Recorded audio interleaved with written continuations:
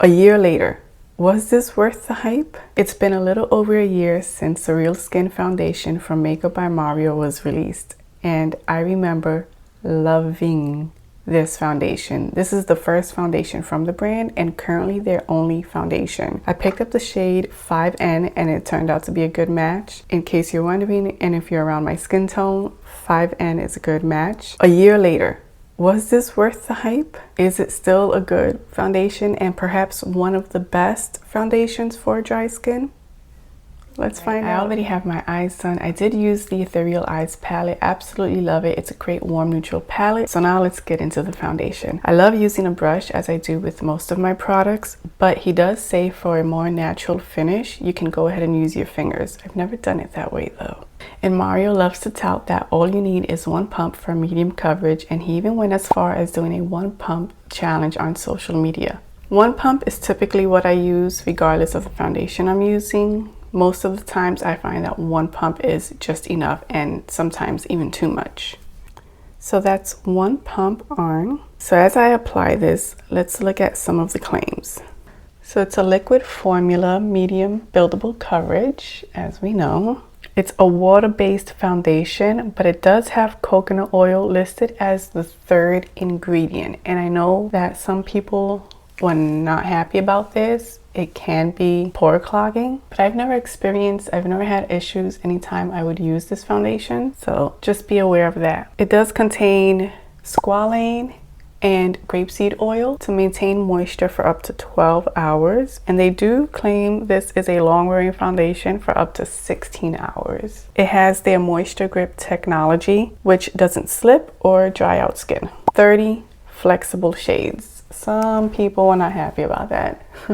I know for some people it ran too yellow and it just wasn't a good, some people did have trouble finding their exact match, or would have to mix two foundations to get an exact match, and that's not something you always want to do. You don't want to invest in two foundations. You should just have to find your right match. You know, there's a low percentage of skin enhancing powder, which is the glitter shimmer that you would see in the bottle, but it's supposed to lend itself to a luminous finish, and it's not detectable on the skin, which I can confirm it is not detectable on the skin. So those are some of the claims, and as you see, it blends so beautifully. I remember just absolutely raving about this foundation when I first got it. I remember staying up till after midnight, making sure I would be one of the first ones to order this on Sephora before it sold out, because anything that Mario does, it sells out quick and receives so much hype. It receives so much hype and immediately starts to trend. He has that effect. It's Mario. Okay, so it blended beautifully. I'm not surprised. Like I said, I remember loving this foundation, but it's been a while since I reached for it and wore it, so I did forget how it wore, and that's what we're gonna find out today. And we're gonna see, is it worth the investment? Is it worth the hype? Was it ever worth the hype? A year later, is this still a good foundation to have in your collection? Let's find out. So I'm gonna go ahead and finish off the rest of my makeup off camera, and I'll be back. Okay, so as I was editing the video, I realized I forgot to come back into a check-in once my makeup was complete. It is now a little after 7 p.m. so it's been a full 8 hours since I had this on, and now I remember why I haven't reached for it so much. I'm so glad I did this 1 year test afterwards, after the hype.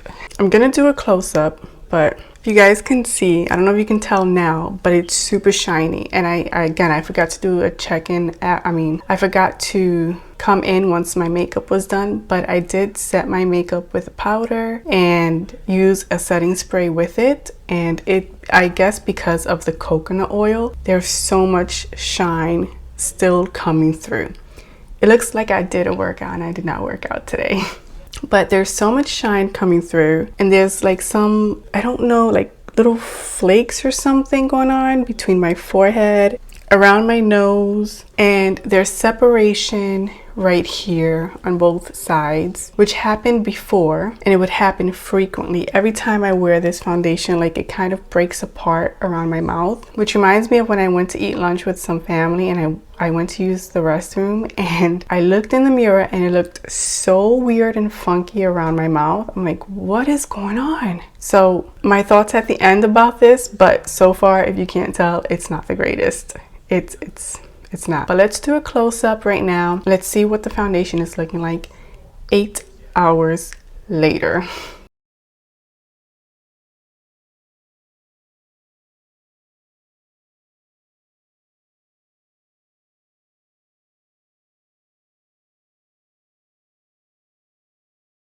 I really hope you guys were able to tell. I really hope the camera was able to pick up what's going on, the excess shine. And I have dry skin, so typically I don't mind some shine or glowiness peeking through, but this is, I will admit, this is quite excessive shine peeking through. It feels heavy on my skin. So I know the Sephora sale is coming up in April. They'll be doing their VIB spring sale, and if you have dry skin and you were considering this foundation, honestly, I don't think this was worth the hype. I don't think this was formulated as best as it could have been. No shade to Mario.